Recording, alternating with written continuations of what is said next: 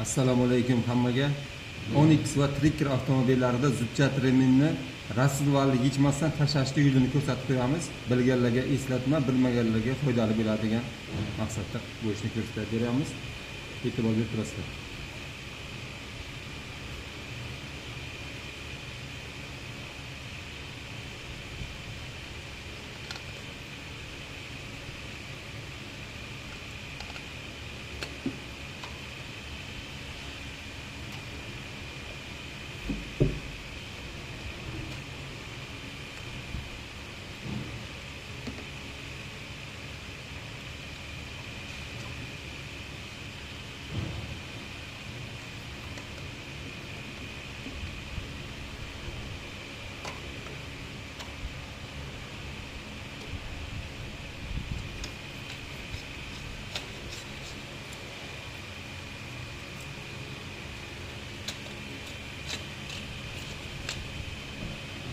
Böyle joyiga tushdi.